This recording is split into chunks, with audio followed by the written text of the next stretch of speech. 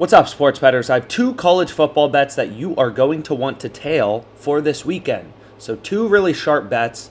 Again, we've been tracking our profit and loss of all positive EV sports bets since the start of football season that we've given out on this YouTube channel. We're up 12.2K. So let's keep it going today.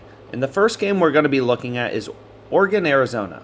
Okay, so as a sharp bettor, you're always following the value. You don't just go to the Georgia game and look for a bet. That's not the way you bet on sports, right? You're an investor. You're looking for value. You're looking for line discrepancies. You're looking for bets where you have an edge that actually beats the vig.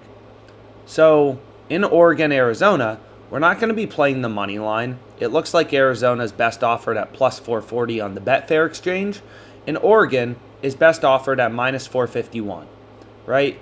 So as a sharp bettor, you kind of use all of this data to try to make better betting decisions, right? You're trying to beat the vig, you're trying to win long term, and what I can guarantee you is you're not going to win long term if you're placing bets at plus 440, plus 375 on Bet365 when there's other sportsbooks offering plus 440.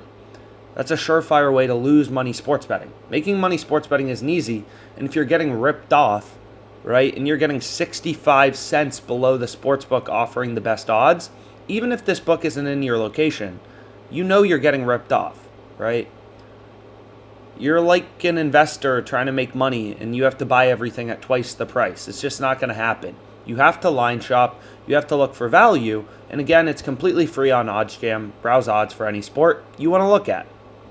So the point spread, 13.5, 12.5, depending on the book. Always shop around, get the best line, right? If you want to play Arizona, play them plus 13.5 on Pinnacle, right? If you're getting them plus 13 and Arizona loses by exactly 13, which is a big part of the distribution, probably like 5%, you're not going to feel too great knowing you could have cashed your bet whenever, you're pushing, and this person would have been cashing who betted on Pinnacle. If Arizona loses by 13, you have them plus 13 at minus 110, you push. People have them plus 13.5, they win, right? And then the total has a ton of variation, and this is actually where our play is. So the total has been moving lower, lines have been drifting lower, and you can see right here, we're still able to pick up minus 110 on Caesars Sportsbook. So I hit it, which we'll go through here in a second. So I bet this, and you can see, most sports books kind of have the total already brought down to 69.5, 68.5 on Pinnacle. So the total's been moving lower, long story short, and we're still able to find some value, some stale odds on Caesars at minus 110, right? So this is a great play. We're using all the data in the market to see that, hey, Caesars is offering the best odds on the under 70.5. Most sports books are already a point or even 2 points lower. Pinnacle, the sharpest sportsbook in the world, they have the under 68.5 juiced. So we're using data, kind of thinking like an investor, like a trader, to make money sports betting. And we're like, hey, this total's too high. It should be lower. So we want to be on the under in this case. You definitely don't want to be on the over. Why would you bet the over 70.5 at minus 110 if you could get over 68.5 at minus 107? That's a surefire way to lose money sports betting. You always got to be finding value. So I hit it. And again, like as a sharp bettor, when you're betting at minus 110 juice, you're betting 11 to win back 10 on the over or the under. You're betting 11 to win back 10.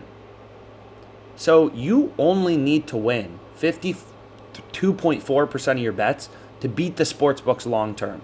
Most Americans can't do that because they don't understand the math, the markets, how to make money sports betting. You now know, right? It's all about finding value in these 2 points of value, these points of value, 1.5 of value in a total that brings your win probability from 50 to 55% on spreads and totals. That's how you make a lot of money sports betting. You can do this full time for a living, and that's how the sharps think, right? Using data to inform your betting decisions. Here we can see on the under 70.5, DraftKings has it minus 135. Pinnacle, the sharpest bookmaker in the world, they have this minus 137. It's an arbitrage bet, right? So there will be a video kind of about arbitrage betting and how that relates to finding profitable bets in the end of this video. But long story short, that's a ridiculous bet. and you have a high profit margin at 3.34%. So a bunch of other plays we can kind of go through, and then I'll show you the play I locked in. So some value out there.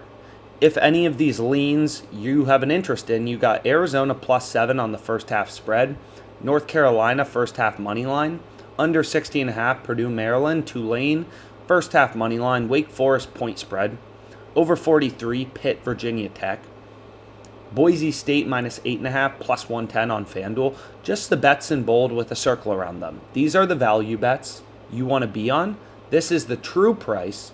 +108, you're getting +110 on FanDuel, so this bet is positive EV. You're beating the fair odds, the no vig odds, and here's your profit margin. Right? So this is just the positive EV page on OddsJam. You have under 42.5 Colorado, Nevada on DraftKings. You have Boise State -6.5, so an alternate spread with a slightly higher EV, so maybe you want to go with this and lay the juice at -124. And then finally, we have this play I locked in, which is Boise State first quarter point spread, +105. DraftKings pricing this -110, Pinnacle -107. 1.57% profit margin. So I hit both these bets. I ride with everything. I say I'm betting. We're up 12.2K, so obviously I'm very happy about that. And two bets with a mathematical edge. So I placed them both, kind of forming my own little portfolio of sharp, profitable bets. My Oregon bet, 3.34% profit margin. I hit it for $500. So my profit margin in dollars is $16.70. You tried to give me $15 for my bet, I tell you to go away. My bet is worth $16.70. Right? Edge or profit margin in percent form, you multiply it by your stake. And this is the amount of money you can expect to earn in the long run based on the edge of your bet, the profit margin of your bet.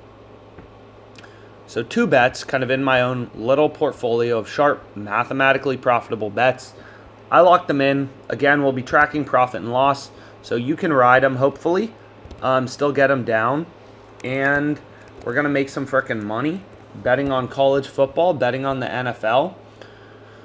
Live stream was a little rough yesterday. We're only up 4K, but hey, when you're betting with an edge, you're going to win in the long run, but you may not win every day. So there's some sheets kind of in the description about profitable sports betting, stuff like that.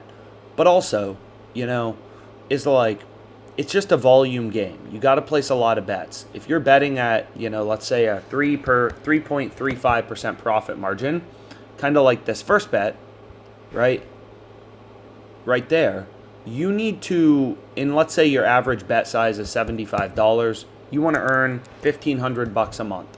You need to place 20 bets a day.